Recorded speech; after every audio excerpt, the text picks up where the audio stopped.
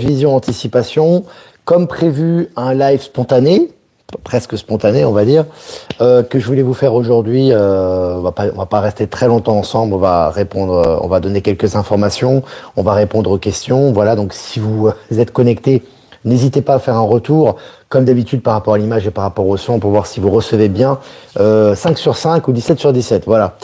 Qu'est-ce que je voulais vous dire, les amis? Première chose, on est à J+2, faut pas l'oublier. On est à J+2 du mandat de Donald Trump et déjà ça part dans tous les sens. Hein. Faut quand même pas oublier que quand même on est, ça fait que 2 jours hein, que l'investiture s'est produite, à peine 2 jours et déjà ça part dans tous les sens. Hein, au niveau des décrets, des articles, des nouveautés, des responsabilités, des réactions. J+2, alors imaginez J+30, J+60, etc. Donc déjà, c'est pour vous dire à quel point ça démarre sur les chapeaux de roue, et ça s'accélère et ça bouge de tous côtés. Ça fait tout ressortir. Donc déjà, ça, au niveau des énergies et au niveau des informations, on le voit. Donc déjà, ça, c'est une certitude, et c'est ce qu'on observe au jour le jour. Ensuite, je voulais vous donner une information, les amis. Il va y avoir un live qui va être fait très bientôt. Alors, on n'a pas encore la date exacte, mais ça va vraiment pas tarder entre Maëla et Michel. Donc, Maëla va recevoir Michel sur sa chaîne Maëla Gaïa. Et ils vont parler des énergies du moment, hein, très important ce qui se passe par rapport à ce fameux stress qu'on peut ressentir ou ces tensions un petit peu qu'on peut ressentir, un petit peu comme la carte que j'ai tirée aujourd'hui, qui est dans les émotions, le stress, etc. C'est normal, c'est lié aux énergies. Donc ils vont parler de ce sujet. Donc ça va être Maëla et Michel lors d'un prochain live qui va arriver dans les prochains jours. Et ils vont également parler évidemment faire un bilan par rapport à la conférence et à la rencontre de Saint-Cana sur leurs impressions.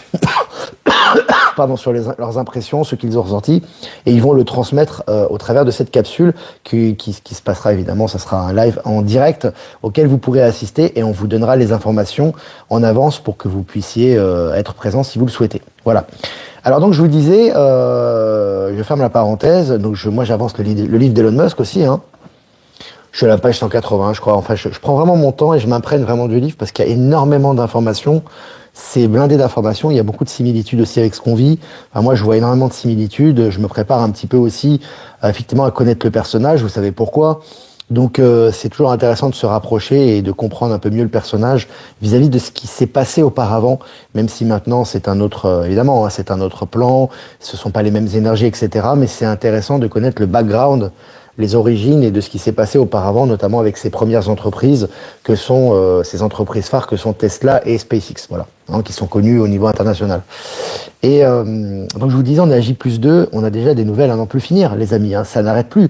Je veux dire, entre les 500 milliards investis pour le Stargate, hein, de l'intelligence artificielle, donc la porte des étoiles, les investissements, nombreux investissements qui sont faits à tous les niveaux, l'annulation de toutes les lois mortifères qui avaient été votées sous Biden, que ce soit pour le mouvement woke, pour les investissements d'argent par rapport à l'accompagnement de la transsexualité, etc. Tout ça est annulé. Tous les fonctionnaires qui n'avaient pas lieu d'être aussi sont priés de rentrer chez eux. Et puis la réintégration des personnes qu'on avait interdites sous prétexte qu'ils n'avaient pas le vaccin, qui vont être réintégrés aussi dans les corps de l'État, notamment au niveau militaire. Tu as voilà toute une somme de vraiment de décisions très importantes qui sont prises en faveur du protectionnisme, le retrait de l'OMS définitif, hein, c'est pas rien, de l'Organisation mondiale de la santé des États-Unis, et puis tout ce qui se passe hein, à tous les niveaux. On a Elon Musk aussi qui vire un petit peu, hein, qui fait le ménage au niveau de la Doge pour prendre vraiment les rênes de la Doge et de la simplification au niveau de la bureaucratie et de la transformation de la bureaucratie américaine et notamment de la Fed. Hein, il va s'attaquer à ce qui reste de la Fed. Donc c'est vraiment tous azimuts et ça part dans tous les sens. Et parallèlement à ça, tu as les médias du système qui sont en état de mort imminente maintenant. Hein, on le voit avec le Figaro qui retire, je crois que c'est le journal Le Monde, il me semble, ou le Figaro, je crois que c'est Le Monde, qui retire carrément son compte X, alors que c'est une ressource importante pour eux. Donc en fait, on était nombreux à se demander, mais comment les médias du système vont disparaître? Est-ce que ça sera des réformes? Est-ce que ça sera des sanctions?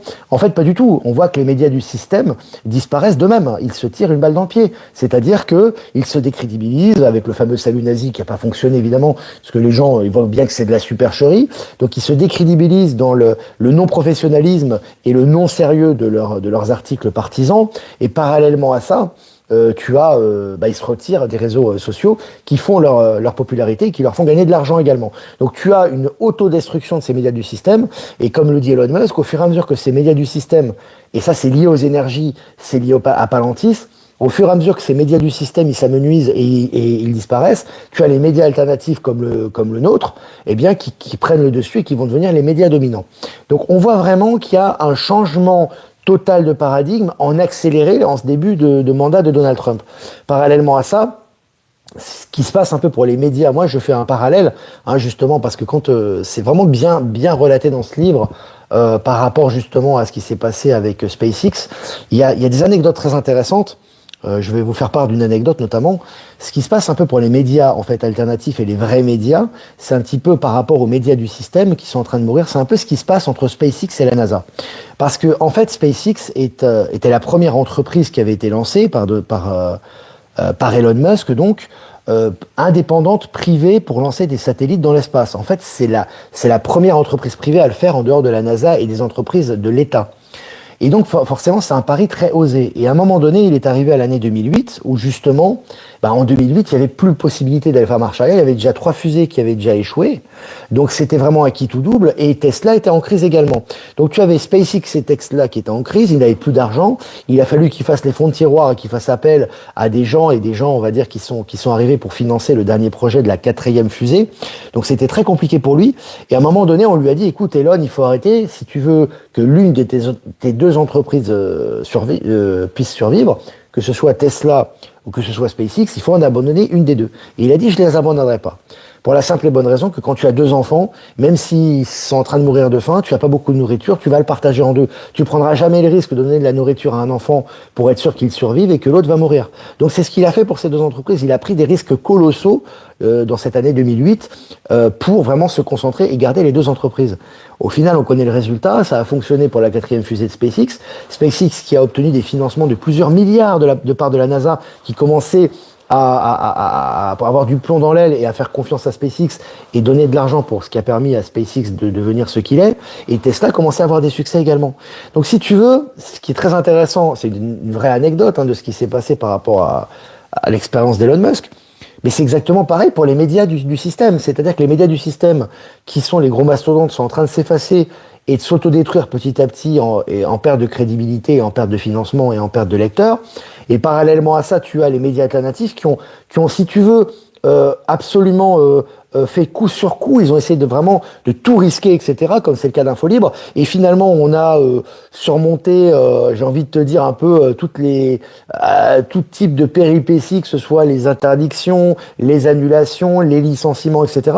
Et finalement, on s'aperçoit qu'on est sur une ligne droite maintenant et que tout nous sourit. C'est-à-dire que maintenant, on va connaître vraiment, on va toucher davantage de personnes, ça va grandir, on va avoir des investissements également, on va avoir des participations de plus en plus grandes et la crédibilité grandit de jour en jour. Donc c'est vraiment un peu moi je fais le parallèle, tu vois, entre ce qui s'est passé pour ces 2 entreprises et les médias indépendants par rapport aux médias mainstream. Tu vois, c'est exactement ce qui se passe et c'est accéléré par les énergies, par Palantis et par toutes les décisions qui sont prises, notamment au niveau évidemment de l'administration Trump. Donc voilà, c'est pour ça que je voulais vous faire parallèle par rapport à ça.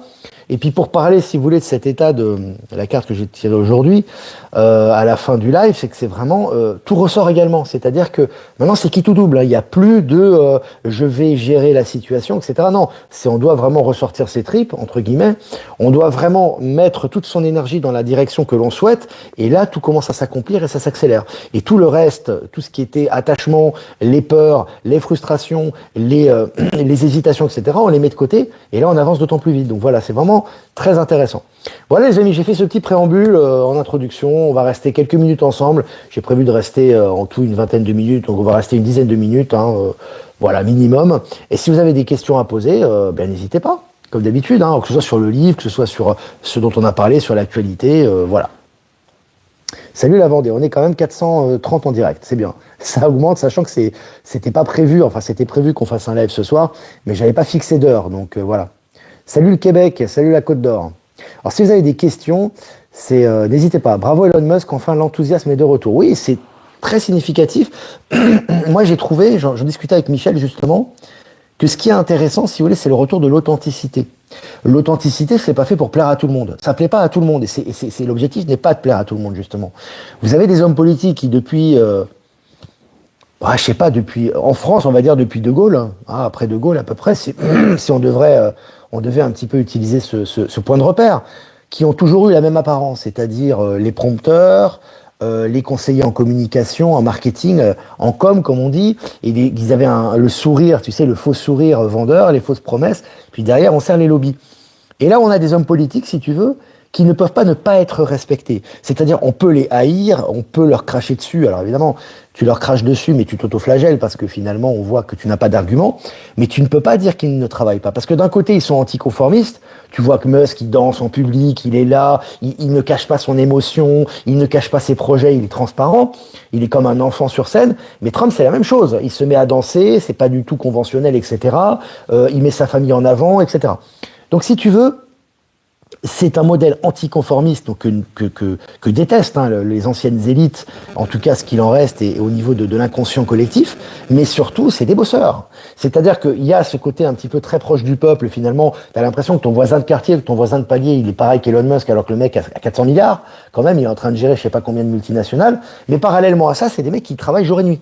C'est des travailleurs, c'est des mecs qui appliquent à la lettre ce qu'ils ont dit, et qui sont dans l'application concrète, c'est comme je vous le disais, corps, parole, esprit, c'est-à-dire qu'ils ont des pensées, ils expriment leurs pensées et ils le mettent en pratique immédiatement, si tu veux. Et tous leurs engagements envers eux-mêmes et envers les autres, ils les remplissent.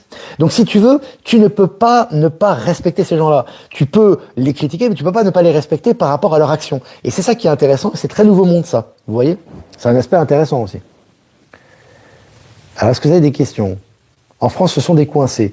Ben, c'est surtout que c'est coincé, puis surtout c'est que il faut enlever le masque quoi maintenant, et puis surtout maintenant il n'y a plus le choix. Je veux dire avec les énergies, à un moment donné il faut enlever le masque quoi. C'est-à-dire que c'est bien d'avoir cette espèce d'apparence là, mais maintenant ça saute. C'est où ça saute, où ça passe, où ça casse maintenant si tu veux. Donc si ça saute pas, ça va être de pire en pire quoi. Donc c'est vraiment l'univers et les énergies qui poussent les gens aussi, quel que soit leur niveau de responsabilité et leur niveau social, à se manifester de cette façon, avec ce type d'authenticité. C'est important maintenant. Alors, je regarde vos questions, les amis. Je fais un petit balayage là, parce que j'ai beaucoup parlé. Salut la Suisse. Les pouces, les amis. Oui, mettez des pouces, comme d'habitude, je vous le répète pas, les amis, mais c'est important pour les algorithmes. C'est pas pour mon ego, les pouces, c'est pas du tout ça. Mais pour les algorithmes, c'est bien, ça permet de toucher davantage de monde. Ouais, direct du soir après le live. Vous êtes gâtés, les amis. Buffy est présente. Delphine, salut. Alors bonjour Olivier, les voitures volantes me questionnent quant à la pollution visuelle et j'aspire à un ciel pur et pas à un trafic aérien. Lorsque tu auras des voitures volantes, elles vont pas polluer. Il n'y aura pas de kérosène comme dans les avions actuels, donc ça ne polluera pas et ça sera harmonieux vis-à-vis de l'environnement. Ça va pas être les autoroutes de voitures qui vont polluer, etc. Tout ça, toujours, faut pas oublier que pendant des années, voire des siècles, etc., on avait des gens qui étaient, entre guillemets, au pouvoir, qui étaient acceptés, validés par la population également, c'était lié aux énergies du moment, qui se préoccupaient pas du tout de la santé des gens. C'était pas du tout leur objectif. Leur objectif, c'était simplement de maintenir les gens sous contrôle et de faire ce qu'ils avaient à faire. D'accord, pour les lobbies, pour leurs maîtres, etc. Aujourd'hui, c'est plus du tout le cas. Aujourd'hui, c'est consensuel. Ça veut dire que les décisions qui sont prises ne sont pas des décisions qui sont prises comme ça, j'ai envie de te dire, à la mort moelleux du jour au lendemain. Non, c'est vraiment des décisions positives et qui sont en harmonie à tous les niveaux. C'est pas n'importe quoi. Et Géraldine, sympa ce live improvisé. Bonsoir à tous. Alors, j'aurais des questions. Macronus, ce sont des comédiens, ils vont tous partir. Oui, quelqu'un qui me disait dans les commentaires, ils ont été remplacés, je n'y crois pas. Bah tant pis pour toi, j'ai envie de te dire. Moi, je veux pas te persuader à quoi que ce soit. Pour moi, c'est une réalité et ça le restera quoi qu'il arrive, parce que c'est visuel, on le voit, on le ressent. Voilà, il peut y avoir 1 million de personnes qui disent que c'est faux, ça ne changera rien. Maintenant, ce qui est important, c'est pas vraiment de savoir qu'ils ont été remplacés ou pas, parce qu'ils ne diront jamais ça. Donc, de toute façon, quelque part, l'important, c'est de voir dans quelle direction les décisions sont prises et qu'est-ce que ça alimente tout ça. C'est ça qui est important pour l'avenir de l'humanité, c'est ça qui importe le plus. Alors, Marly Mancu, que ressens-tu par rapport au point de vue de Michel des vies antérieures qui seraient plutôt des vies dans les dimensions parallèles dont on pourrait avoir des souvenirs? Moi, je suis tout à fait d'accord avec ça. Après, on peut avoir des différences de perception avec Michel. On n'est pas toujours en face sur tout, et heureusement d'ailleurs, parce que sinon, On n'est pas cloné, hein, je veux dire. Mais pour moi, on a des vies différentes, effectivement. On a des expériences différentes qu'on doit vivre à différents niveaux parce qu'on doit expérimenter tout type de sensations, d'émotions et d'expériences pour justement expérimenter ça. Et c'est la source qui expérimente toutes ces expériences au sein de sa propre création, qui est l'environnement matériel dans lequel on vit à différents niveaux de conscience. Mais pour moi, c'est instantané. C'est-à-dire qu'effectivement, la notion de temps est relative à l'espace où l'on est. C'est-à-dire qu'en fait, le temps n'existe pas fondamentalement et qu'effectivement, tous les personnages que tu peux incarner dans toutes tes vies, entre guillemets, sont des personnages simultanés que tu incarnes ici et maintenant. Alors ça, on peut pas le faire par un dessin, on peut pas te le dessiner, on peut pas te le représenter, mais c'est une réalité aussi. Voilà, c'est ce qu'on ressent de plus en plus en tout cas. Alors, Ghislaine, les âmes vont dans la 3D, Nadine Veko l'explique très bien. En fait, oui, les âmes vont dans la 3D. En fait, si tu veux, on parle d'une séparation des lignes de temps, c'est-à-dire que naturellement, hein, c'est pas un cataclysme qui arrive, naturellement, selon leur affinité et selon l'énergie que tu émets, tu t'incarnes dans une certaine dimension, un certain espace. Donc si tu veux, depuis un moment déjà, les espaces se séparent. Mais ils se séparent pas dans le sens où il y a un cataclysme, il y a une destruction. C'est-à-dire tu t'en rends même pas compte. C'est un peu comme les nouveautés, c'est un peu comme les nouvelles informations, c'est un peu comme les prises de décision, c'est un peu comme tout ça. Tout se fait en fait très rapidement, mais naturellement, presque naturellement. On te donne des éléments qui te font comprendre à autre chose et qui vont te donner une autre information, qui va mener à une autre information. Et au final, tu as un nouveau paradigme qui se dessine. Et ça, c'est pour les gens qui sont capables, qui sont dans l'acceptation du changement et pas dans la résistance au changement. C'est comme ça que ça se passe. On en a déjà parlé, ça. Hein. Il y a beaucoup de départs de l'autre côté en ce moment, on leur envoie plein d'amour. Oui, il y a beaucoup de départs. Et ça va s'intensifier. Alors, Nature d'Olivier, Olivier Coletta, merci pour ton énergie. Tu enchaînes les lives, tu dors quand? Bah, la nuit. Il reste la nuit quand même. Je peux quand même dormir. Bon, ici, j'ai pas les enfants, les amis, donc j'ai quand même plus de temps aussi pour me reposer. Alors, Bibi, les journalistes n'auront plus le choix que de s'adapter ou s'effondrer avec l'ancien système. La vérité est en train de tout balayer heure après heure, c'est énorme. Oui, c'est exactement ça. Et si tu veux, c'est un peu comme les banques. Hein. J'avais dit pour les banques, c'est soit tu marches, soit tu crèves. Et c'est pareil pour les médias, hein. C'est pareil à tous les niveaux. Parce qu'en fait, qu'est-ce qui se passe? Je vais quand même redresser un peu le téléphone, j'ai l'impression que c'est pas le cas. Au niveau des médias, c'est ça. C'est-à-dire que c'est marche ou crève. C'est-à-dire soit tu marches et tu acceptes la transformation et tu t'adaptes, si tu veux, à la vérité, hein, à la transparence, etc., ce dont ils sont pas vraiment habitués, ou alors tu crèves. Et on le voit avec le monde. Alors, je sais pas si le monde va exister, ça m'étonnerait qu'il va survivre à la transition. Je pense que petit à petit, on va le voir disparaître. Mais le journal Le Monde, qui par exemple, je crois que c'est Le Monde, hein, qui est décidé de ne plus être sur X, c'est très clairement c'est une autoflagellation, hein, parce que là, tu vas diminuer drastiquement ton nombre d'internautes, ton nombre de lecteurs, sachant que ces secteurs sont déjà en crise et que pour la plupart d'entre eux, les secteurs des médias, qui appartiennent la plupart du temps à Bolloré, enfin bon, à ces gens-là, hein, qui appartenaient en tout cas, sont sous perfusion, hein, au niveau de l'État, au niveau des aides, donc ils sont déjà dans un état de mort imminente et ils accélèrent leur processus d'autodestruction. Donc voilà, c'est comme ça que ça se passe. Hein. C'est comme ça que ça se passe. Alors, qu'en penses-tu de la folie totalitaire de l'UE, taxer les retraités, forcer les gens à acheter des voitures électriques? Bah, ils sont sur la fin. Comme, tu sais, ça me fait penser à... Sauf que là, c'est sous contrôle. C'est-à-dire que la différence, c'est que ça ira pas... En fait, c'est beaucoup de narratifs et peu d'action, en fait. C'est ça la différence. Il y a quand même un contrôle malgré tout. Ça n'ira pas au chaos. Mais ça, moi, ça me fait penser un peu avec Néron et Rome. Hein, pour ceux qui connaissent un peu l'histoire de Rome dans ses grandes lignes. Rome n'a pas été détruite de l'extérieur. Hein. Rome, l'Empire romain, n'a pas commencé son effondrement à cause des ennemis ou des barbares. L'Empire romain a commencé son... C'est une autodestruction de l'intérieur. Il y a eu Néron qui est arrivé, entre autres. Hein, c'est un élément important hein, quand même de l'autodestruction de Rome, hein, faut pas l'oublier. Néron qui était un type qui avait un empereur sanguinaire, qui avait des problèmes mentaux, hein, c'est ce qu'on dit hein, au niveau historique. Il a cramé la ville quand même. Hein. Il a brûlé Rome, quoi. Donc Rome n'a pas été brûlée par des barbares et des ennemis de l'extérieur, mais a été brûlée par l'empereur romain lui-même. Et c'est un peu ce qui se passe pour l'UE, pour moi. C'est-à-dire que l'UE est en train de s'autodétruire, c'est un peu comme les médias et le reste. Hein. Elle s'autodétruit par les acteurs, hein, plus ou moins qui sont à son pouvoir, et elle s'autodétruit en se décrédibilisant jour après jour. Donc elle s'enfonce. Tu vois, c'est comme l'image, tu sais, le mème qu'on a avec le Simpson, où tu vois, pour ceux qui connaissent tout ce qui est mème, etc., sur Internet, tu as Homer Simpson, le père Simpson, un mec qui rentre dans les buissons, qui s'efface, tu vois. C'est un peu comme ça. C'est un peu comme ça ce qu'il fait. Sauf que là, la différence, c'est que Rome, ça a été un carnage. Hein. Je veux dire, Néron, ça a été un carnage. Là, c'est pas le cas parce que c'est sous contrôle. Donc, évidemment, tu as beaucoup d'annonces mortifères et ça sera de plus en plus le cas plus on s'approche de la transition et de la fin de l'Union européenne, la fin officielle, je parle, hein, parce que c'est déjà, ça a déjà été infiltré par l'Alliance. Mais plus tu auras des annonces comme ça, mais plus les gens, en fait, n'accorderont pas d'importance à ces annonces et créeront leur propre paradigme, plus ils verront ça comme un film se dérouler, tu vois. Donc voilà. 20 minutes ensemble, les amis. Je vais répondre encore à une ou deux questions. On est 600 en direct, c'est vraiment génial. Merci de votre fidélité en tout cas. N'hésitez pas à mettre des pouces, les amis. Alors bonsoir, Catherine, André. La pièce d'identité et le passeport existeront-ils encore dans le Nouveau Monde? Non, pas du tout. Ils disparaîtront progressivement, évidemment. Ça va pas se faire comme d'habitude. Je répète toujours, je fais le perroquet, mais c'est important de le dire. Ça va pas disparaître du jour au lendemain, mais ça va disparaître. Pourquoi? Parce que pour faciliter les échanges, déjà, il y aura plus ces problèmes de criminalité, de délinquance. On voit qu'ils se font tous arrêter maintenant avec les énergies de rétribution qu'il y a actuellement.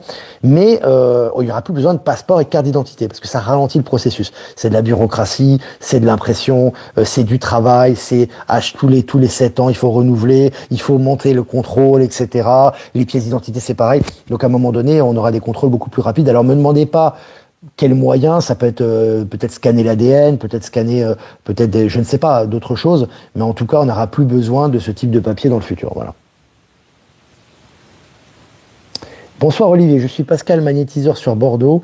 Je te remercie, je t'écoute tous les jours, je travaille également à distance, continue, repose-toi. Ah bah c'est super, merci. Tu as une annonce, n'hésite pas à m'envoyer, je publierai. Sur Info Libérer vos talents, les amis. Les projets de lieu, oublie Martine. Ils mettront rien en pratique de tout ça. C'est important de prendre de la distance aussi par rapport au narratif. C'est une question de souveraineté, hein. Ça on en parle souvent dans le média. Hein. Mais du coup, tous ceux qui deviennent fous à propos de Trump et Elon vont changer de dimension, ils vomissent la nouvelle réalité. Oui, ils vont disparaître progressivement. Mais en fait, ça se limite pas à Trump et Elon Musk, en fait, si tu regardes bien. C'est pas que ça. Les gens qui sont un peu rationnels, à un moment donné, que ce soit déjà fait ou que ça va se faire, peut-être ils sont pas encore arrivés à ce niveau-là, mais à un moment donné, ils vont tout simplement comprendre que c'est la voie juste. Tu vois? Pourquoi? Parce que tous les événements et toutes les prises de décision vont aller dans leur sens. Donc à un moment donné, les gens qui ont un peu de raison et qui ont envie d'un monde meilleur vont se dire finalement, ces deux-là, ils travaillent pour le nouveau monde. Tu vois? Mais tu as des gens, si tu veux, qui sont obsédés par certains principes, certains paradigmes anciens, qui vont les rejeter de tout leur cœur et qui vont surtout rejeter les transformations. Parce que c'est pas lié que aux personnes, c'est lié aux transformations qu'il y a derrière. Il n'y a pas que Elon Musk et Donald Trump qui participent au changement, c'est tout le monde. Donc si tu veux, soit tu t'adaptes aux énergies du changement et tu restes dans ce paradigme et tu évolues en dimension de conscience, soit tu refais un tour de manège. Mais c'est logique, c'est ton choix d'âme. Donc il y a aucune injustice là-dedans. Hein. C'est un choix. Au contraire, c'est le respect du choix et du libre arbitre. Hein. Il n'y a pas d'injustice là-dedans. Hein. C'est pas du tout, voilà. C'est pas du tout injuste. Alors je regarde encore vos questions, les amis. La loi maritime va changer, ce sera la loi terrestre, donc nous reprendrons nos souverainetés. Ouais, c'est déjà annulé, hein, la loi maritime. Hein, mais ils vont l'officialiser d'une certaine manière. C'est déjà fait. C'est déjà fait. Hein. Je rappelle que Donald Trump n'a pas juré sur la Bible cette fois-ci, évidemment, puisqu'il était toujours président, et que tout ce qui est loi maritime et tout ce qui est lié à Washington, le fameux triangle hein, dont on parlait, hein, que ce soit le Vatican, donc Rome, la City de Londres et Washington, et tous ces décrets et toutes ces anciennes structures sont déjà complètement désossés. Hein. C'est fini. Hein. Mais effectivement, ça va être officialisé, mais c'est plus opérationnel. Que penses-tu du regard de Barron envers Biden? Je n'ai pas vu ce regard. Barron est au courant de... Pour moi, je le sens très stellaire, lui. Hein. Il est au courant de beaucoup de choses. Est-ce qu'il est au courant que Biden n'est pas Biden? Je ne sais pas. Mais si tu as des éléments qui vont dans ce sens-là, ou des vidéos, des choses comme ça, n'hésite pas à m'envoyer sur Protonmail. J'ai pas vu ça. La chute de l'Empire romain, Cicéron disait, c'est à la chute d'un empire que les lois sont les plus folles. Oui, exactement. Sauf que là, c'est du narratif. Plus l'Union européenne chute, et que ce soit l'OMS, l'OMC, hein, tous ces organismes de l'ancien monde sont en train de chuter officiellement, plus les lois sont délirantes. Hein. C'est clair. Hein. C'est surtout des projets de loi, hein, parce qu'en mise en application, c'est une autre histoire. Hein. Que penses-tu de la vente de la maison de Macron au Touquet? Un départ, oui. Oui, certainement. Hein, alors pour moi, il a été remplacé, vous le savez très bien, je ne vais pas le répéter. Mais il va falloir officialiser son départ. Hein. Ça s'est passé très vite, les amis. Hein. Vous avez vu, en quelques mois, vous avez eu Trudeau et vous avez eu Biden. Hein. C'est quand même deux éléments importants, hein, deux acteurs qu'on voyait souvent devant les caméras, ils sont plus là. Donc Macron, si demain il doit partir, il partira. Hein, quand ça sera le moment. Donc il faut bien à un moment donné aussi justifier le départ. On est certainement en préparation de tout ça actuellement. Hein. Dans le narratif, en tout cas. Alors, je regarde vos questions. Salut le Vaucluse. Nous partons dans un monde meilleur. Ouais. En fait, c'est une transition naturelle. Hein. Il n'y a pas de séparation. On est déjà dans le monde. Hein. Ça sera toujours une évolution, mais il n'y a pas d'interruption, il n'y a pas de transition claire. Tu vois, on est déjà en évolution vers ce monde-là, on est déjà dedans, et tu es dedans sans même t'en rendre compte, et c'est l'objectif. Hein, c'est comme les révélations et tout le reste. Hein. C'est un processus naturel qui se passe. Hein. C'est pas, ne vous attendez pas à un grand cataclysme, etc. Hein. Donc pas besoin de racheter notre acte de naissance à la commode. Non, t'as pas besoin, non. C'est annulé directement, ça.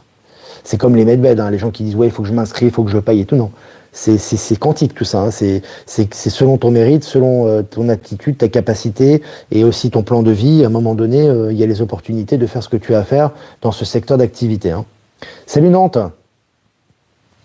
Est-ce que les gens pourront choisir de travailler ou pas? Tous les gens auront une activité parce que l'être humain a besoin d'une activité, surtout lorsqu'on est dans un monde où il y a des choses qui se passent, qui se produisent, il y a des transformations. Chacun voudra apporter sa pierre à l'édifice. Simplement, il ne travaillera plus, si tu veux, simplement pour payer son loyer ou sa maison et sa nourriture, mais il travaillera parce qu'il a envie de donner sa capacité au service du collectif. Hein. Donc ça sera une autre vision des choses, un autre paradigme. Voilà les amis, bah écoutez, vraiment cool, c'est sympa, 26 minutes, hein, c'était sympa, 665 en direct, c'est bien. Merci de votre fidélité les amis, n'hésitez pas à liker, partager, toujours pour les algorithmes c'est important. Comme on vous dit également, je vous répète encore une fois, mais c'est important les amis, les places disponibles, je vois ça reprend au niveau des ventes, c'est très bien. Des places disponibles pour Saint-Cana le 15 mars et pour Rissorangis le 22 mars. N'hésitez pas à prendre des places, vous et vos amis, vos familles, etc.